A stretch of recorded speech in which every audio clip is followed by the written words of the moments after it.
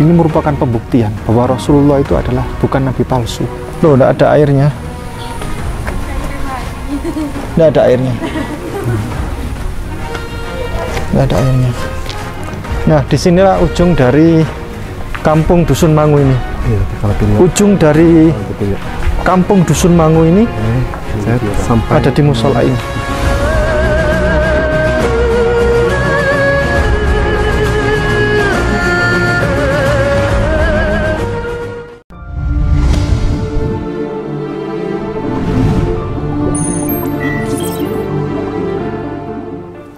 Baik, a'udzubillahi minasyaitonirrajim. Bismillahirrahmanirrahim. Assalamualaikum warahmatullahi wabarakatuh. Waalaikumsalam warahmatullahi wabarakatuh. Alhamdulillahirabbil alamin. Pada siang hari ini, siang pada zuhur, kami tiba di Dusun Mangu, Desa Pusung Malang, Kecamatan Puspo, Kabupaten Pasuruan, Jawa Timur, di mana masyarakat di sini merasakan kesulitan air. Jadi saya waktu datang ke sini dulu itu untuk survei yang pertama, itu ada seorang ibu-ibu bawa air dari atas sana, bawa gendongan bayi, terus bawa belakangnya jerigen. Itu karena dia tidak punya motor. Yang punya motor enak, bisa jerigen dibawa banyak itu untuk ngambil air dari sana. Saya mau dokumentasi itu nggak tega saya, yang ibu bawa gendongan bayi itu, Ustaz. Dan itu sudah bertahun-tahun. Sudah bertahun-tahun. Turun-temurun ya. Beberapa tahun. Karena memang belum ada fasilitas bantuan. Untuk di sini sebenarnya bukan masalah tidak ada air. Memang tidak ada air ya. Tapi suplai air dari sumber yang utama di sana kurang. Sehingga masyarakat di sini berebut air. Nah, bersama Ustadz Syaiful Akhyar, ada Ustadz Yudi dari Jawa Barat, kami ada Cak Nanang, Ustadz Nanang dari tim Ayah Sofia, semuanya kami bergerak sampai sini. Dan kami hari ini dalam rangka evaluasi setelah pekerjaan pemasangan pipa dari membelah gunung sana, Ustadz, Masya Allah, sampai ke lereng. Di sana ada sumber air yang dimana konon mantan Presiden RI pernah bertapa di sana menggunakan helikopter. Itu versi masyarakat sini. Ya, saksinya adalah masyarakat sini. Ada seorang mantan Presiden RI itu dulu menggunakan helikopter bertapa di sana. Dan di sanalah sumber air berada. Dan alhamdulillah dari tim Mu'allaf Center Ayah Sofia meminta kepada masyarakat untuk bersama-sama di sini berbondong-bondong mengerjakan proyek pipanisasi, menyambungkan air dari sini ke sana menggunakan pipa warna hitam ini. Dan alhamdulillah sampai tiba di sini, kami teringat, saya pribadi merasa teringat bahwa ketika berada di kondisi daerah tanpa air seperti ini merupakan pembuktian bahwa Rasulullah itu adalah bukan nabi palsu. Masya Allah. Bukan nabi palsu. Kalau banyak saudara kami dari Kristen dan Katolik mengatakan bahwa Rasulullah Nabi Muhammad itu adalah Rasul palsu, nabi palsu, ini adalah salah satu pembuktian.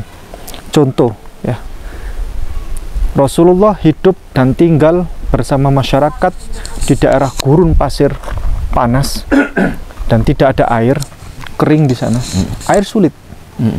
Seandainya Rasulullah Muhammad itu adalah sosok tokoh orang yang pekerjaannya cuma cari pengikut saja, sebenarnya mudah, Ustaz. Nggak perlu sulit-sulit. Cukup membuat syariat agama yang itu tidak mempersulit umatnya.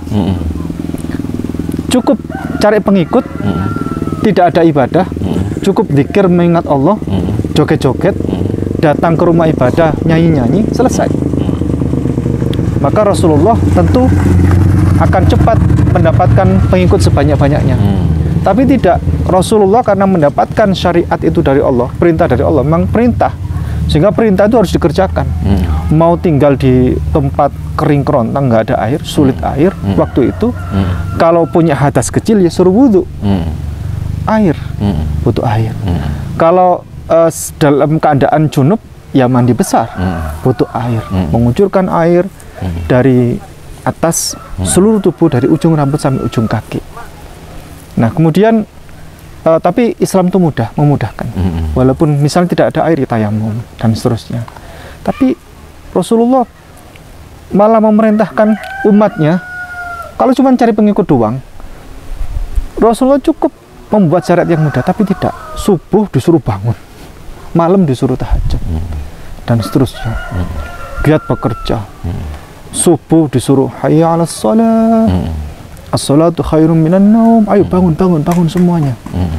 Seandainya Rasulullah itu nabi palsu, pasti Rasulullah tidak akan mengikuti arahan Allah. Dia pasti cuman membuat syariat yang ya joget-joget, konser dan seterusnya. Pasti akan dapat mengikut banyak. Dan tentu Rasulullah bukanlah nabi palsu. Kepada Ustaz Saiful Akhyar dipersilakan. Baik, bismillahirrahmanirrahim. Alhamdulillah kita bisa berada di Dusun Mangu yang cukup jauh dari kota Pasuruan. Dan saya pernah pada tahun 80-an berada di sebuah desa yang sumber airnya ada pada saat musim hujan dan menjadi kering kalau sedang musim kemarau. Itu memang bagi yang biasa mudah mendapat air, lalu hidup tanpa air, Masya Allah luar biasa. Nah, bisa dibayangkan bagaimana warga di Dusun Mangu ini bertahun-tahun beranak pinak, harus berjuang bukan untuk mencari kehidupan, berjuang untuk mencari air. Dan dalam tubuh kita itu prosentase terbesar adalah air, dan sehingga memang air itu adalah suatu kebutuhan. Jadi kalau orang bisa menahan makan selama 4 minggu, kemudian orang bisa tidak minum selama 4 hari, ya di atasnya lagi adalah udara, itu selama 4 menit, ini ukuran rata-rata. Tapi ada satu hal yang hebat di Dusun Mangu ini, yaitu meskipun sulit air, tetapi masih punya harapan, punya harapan. Sebab dari bisa tahan makan, tidak makan 4 minggu, tidak minum 4 hari, dan tidak dapat udara selama 4 menit, tapi hanya dalam hitungan detik akan hilang kalau tidak punya harapan. Nah ini kita perlu memberi apresiasi kepada masyarakat di Dusun Mangu. Kita sedang ngobrol di bawah rintik-rintik hujan, mudah-mudahan membawa keberkahan, dan kita berikan apresiasi dan rasa syukur kepada donatur yang sudah menyampaikan dananya sehingga pipa ini bisa tersampaikan. Demikian juga saya ucapkan selamat kepada Mu'alaf Center Ayah Sofia. Insya Allah ini semua merupakan rangkaian jariah. Setiap aliran air dari gunung di sana turun sampai digunakan untuk keperluan sehari-hari, lebih khusus untuk keperluan bersuci.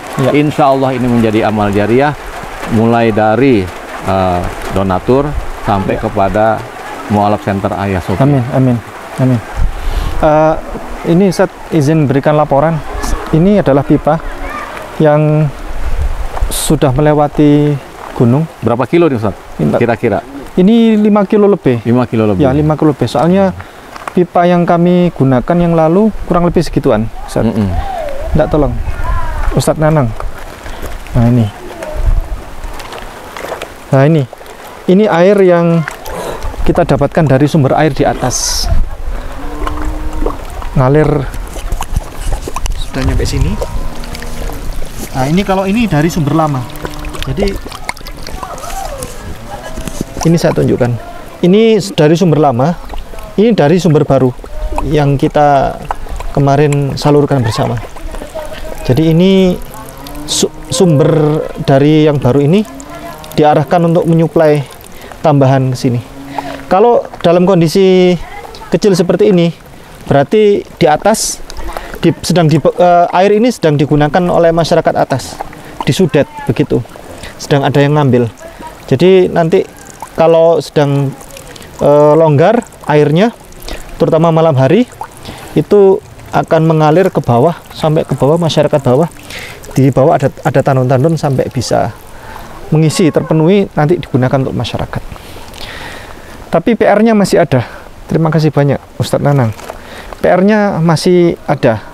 PR-nya yakni bagaimana caranya air ini bisa sampai ke bawah, masyarakat kampung bawah bisa menikmati. Caranya adalah berapa warga di kampung bawah yang belum dapat? Masih banyak kalau di situ. Intinya adalah memperbanyak titik tandon. Jadi tandon itu biar kalau malam tidak terpakai, air bisa terpenuhi di tandon-tandon, pagi siang bisa digunakan. Jelasin kan cane boleh. Kita sini tidak melakui. Kali enggak. Kulon lek nek jaco asli jangan jane ngono ya jane nek kumang. Iya jane mul. Mek karyo syukur gelo. Tuh gelem barang kali ini. Nanti kok belum laku ngulon mangi. Arah silang. Aduh lang mulai. Ini pipa yang saluran air tadi ini. Alhamdulillah ini kita arahkan ke utamanya ke masjid. Jadi digunakan untuk sarana berwudu, mandi, dan kebutuhan masjid lainnya. Dan masyarakat yang butuh air di sini ada tandon di situ. Jadi masjid yang kita dulukan. Terus kemudian kalau suplai air ada lebih, itu bisa PR-nya kita arahkan sampai ke bawah.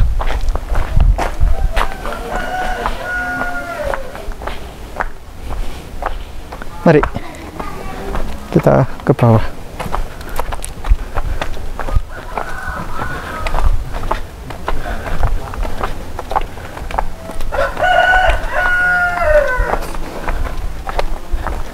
Ini daerahnya kampungnya kering. Di sini masyarakatnya menengah bawah. Mengapa menengah bawah? Karena di sini jauh dari mana-mana. Jadi salah satu penyebab sebuah desa menjadi minus atau terbelakang karena desa tersebut jauh dari perkotaan, jauh dari akses mana-mana.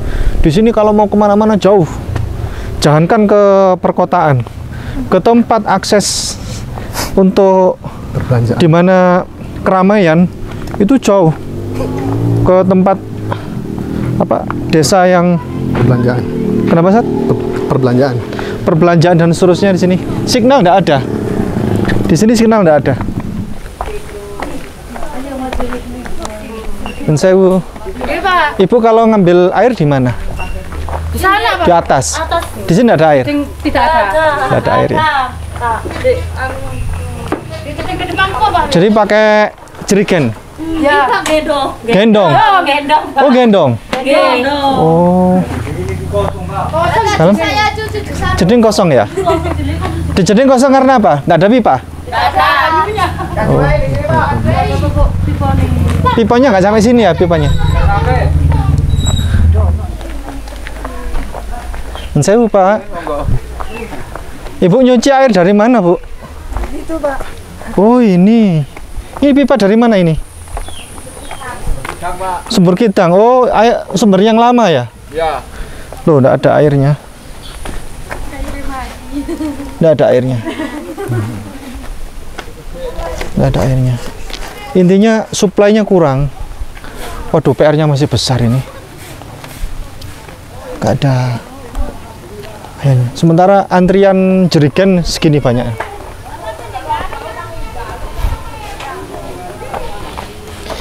Musalah pun ya, gimana Pak? Gimana Pak? Ini paralelnya Pak. Paralelnya? Mungkin ini Pak. Paralel dari mana? Sumber Kidang? Sumber Kidang. Oh, sampai sini tok ya? Kalau musola pun deh? Ini kok musola Pak. Nggak ada airnya juga nih? Oh, Oke.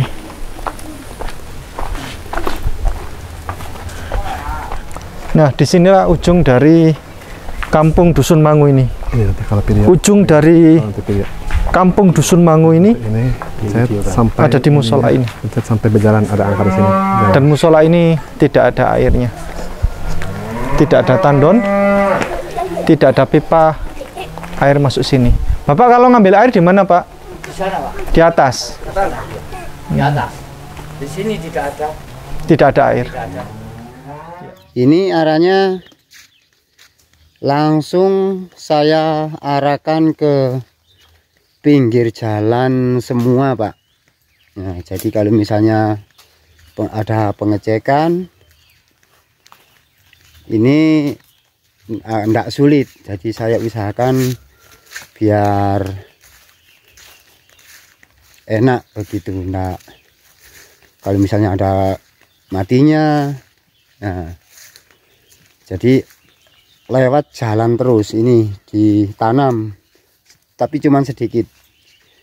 Soalnya prosesnya masih belum. Ini daerah ladang. Daerah pertanian, ini tanaman jagung. Nah, jagungnya.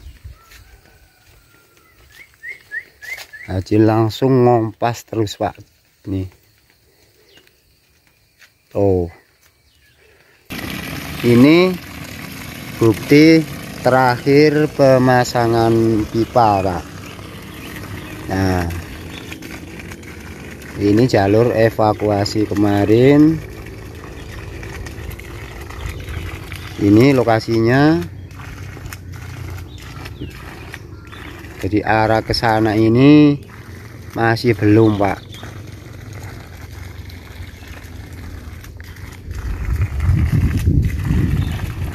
Nah, ini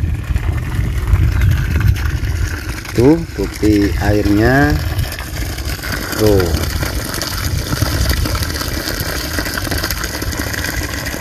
Baik, alhamdulillah kita sudah tiba di ujung dari kampung Dusun Mangu yang tidak ada air ini. Jadi warga kalau ngambil air sana, bahkan ke ujung sana. Jauh, Gus ya.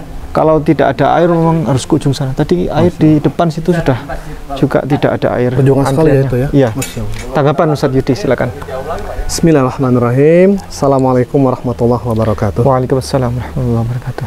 Alhamdulillah, netizen yang dirahmati Allah SWT, hari ini saya dengan Gus Ipung Ya. dari Yayasan Mu'alaf Center Hagia Sophia sedang melaksanakan safari dakwah untuk evaluasi pipanisasi di Desa Dusun Mangu, Kecamatan Puspo, Kabupaten Pasuruan.